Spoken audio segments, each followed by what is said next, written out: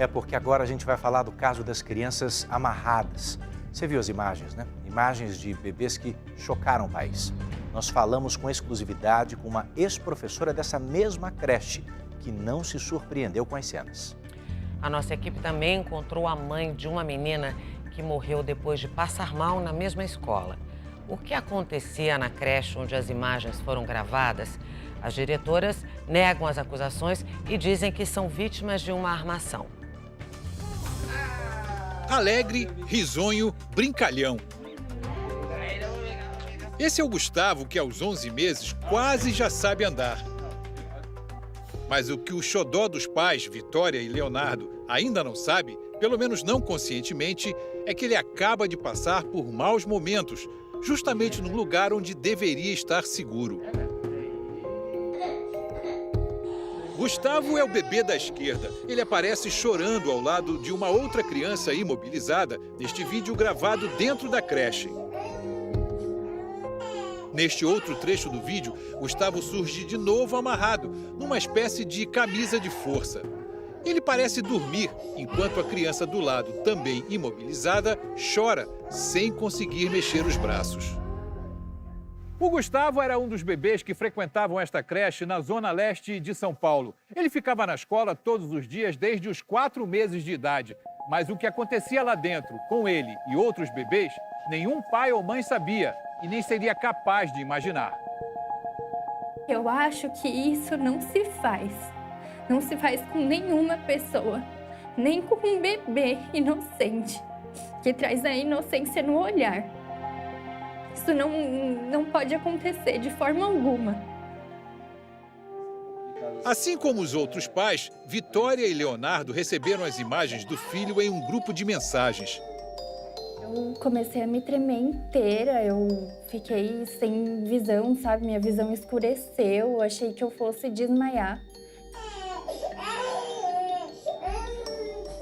Uma coisa que a gente jamais poderia imaginar é surreal, é monstruoso.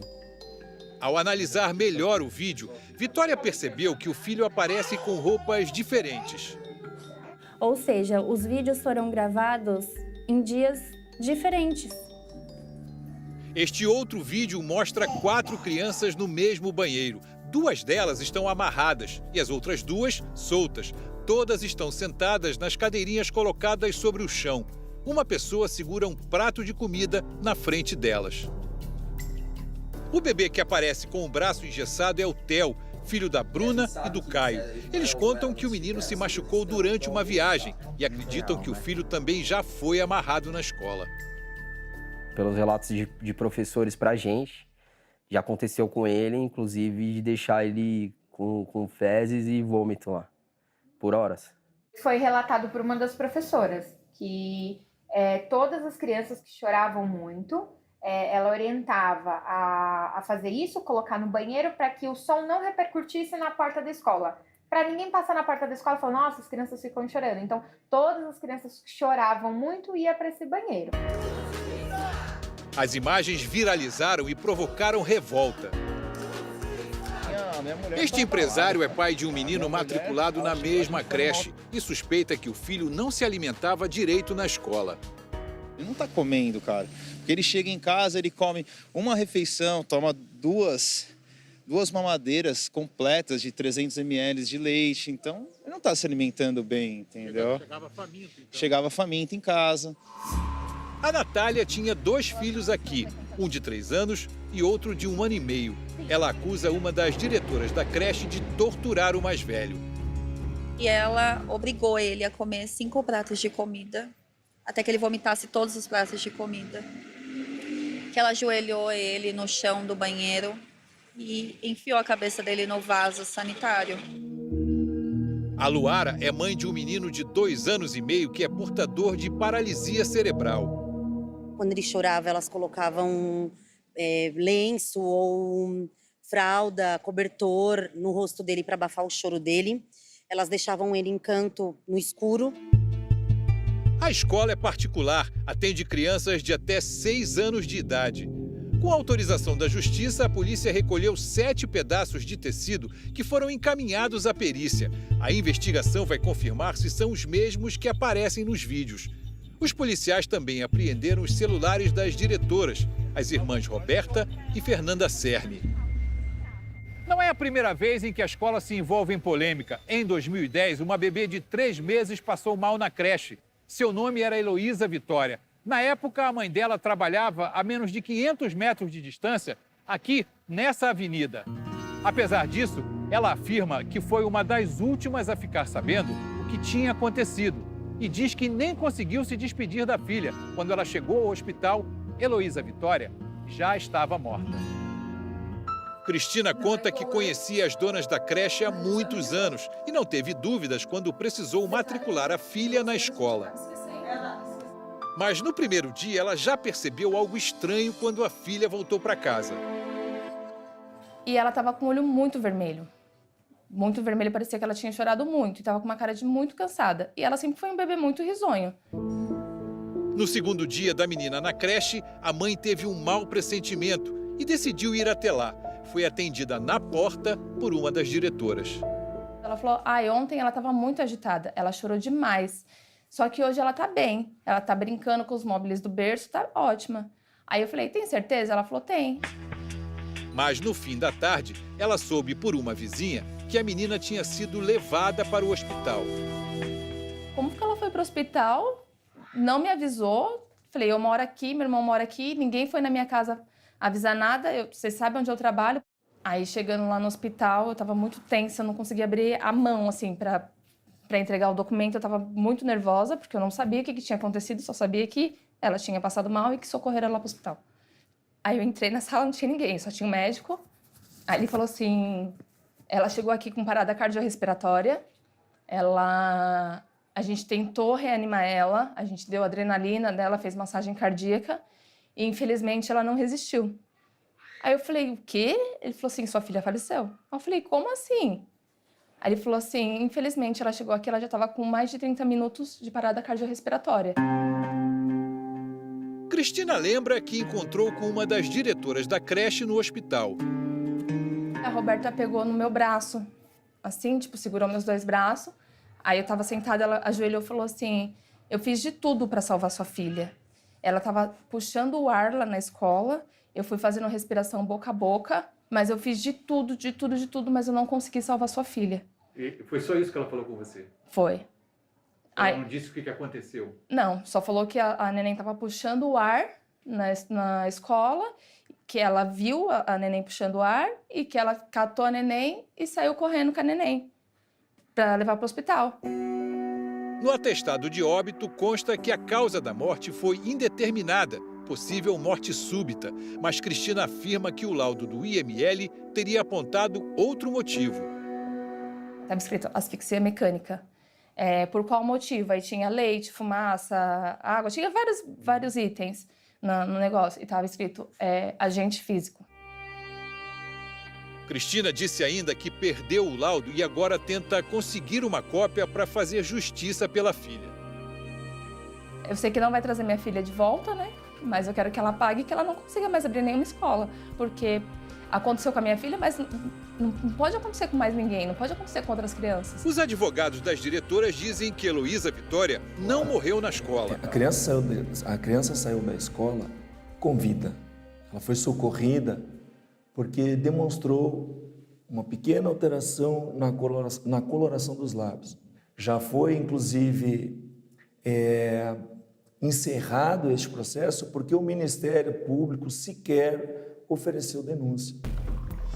Em nota, a Secretaria de Ensino do município de São Paulo disse que repudia qualquer ato de violência dentro e fora do ambiente escolar e que suspendeu as atividades da escola enquanto um processo administrativo apura as denúncias.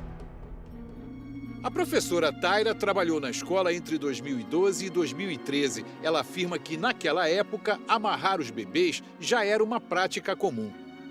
Eu vi por diversas vezes as crianças amarradas e elas diziam que era uma técnica que acalmava as crianças, né?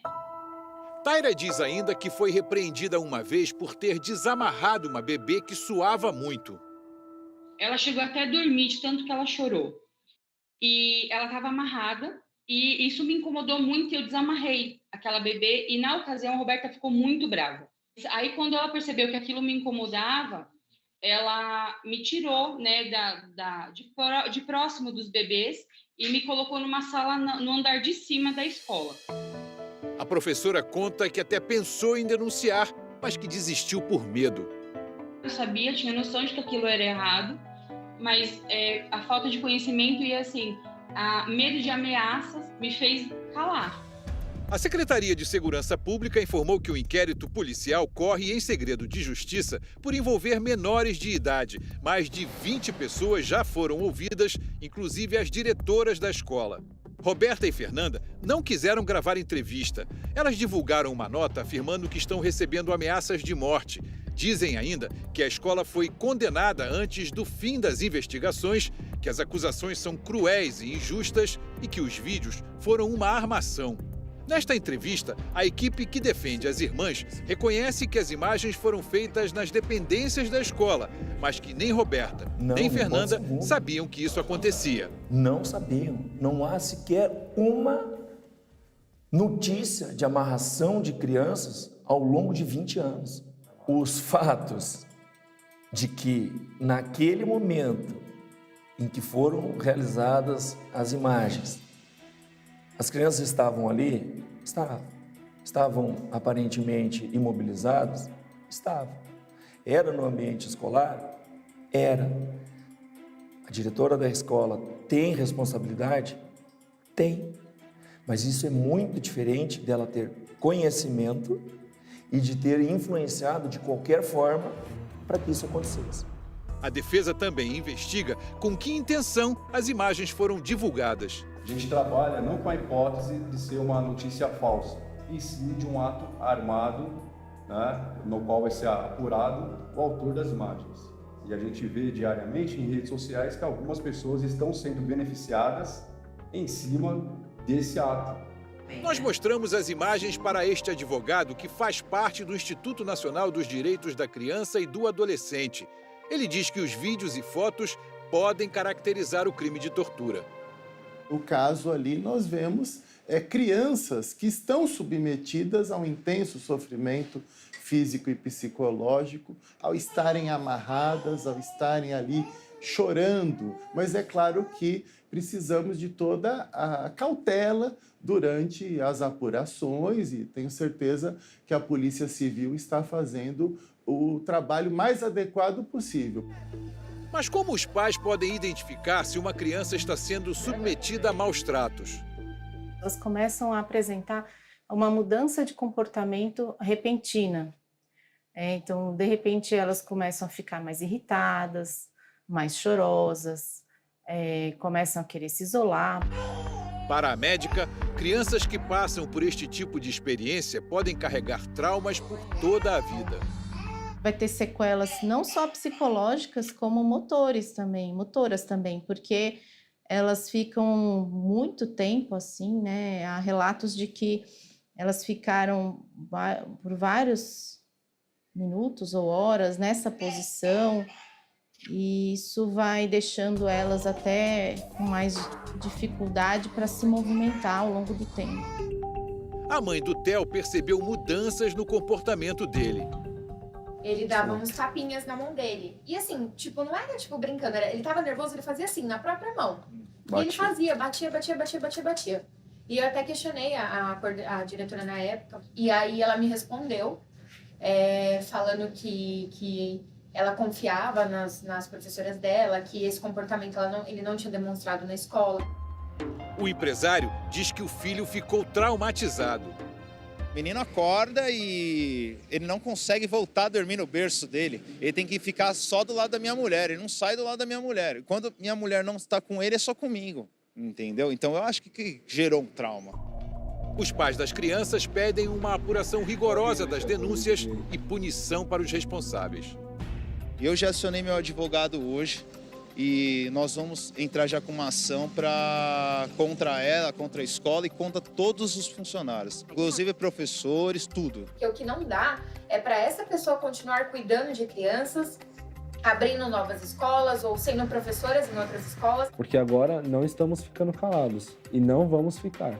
A gente quer saber a resposta.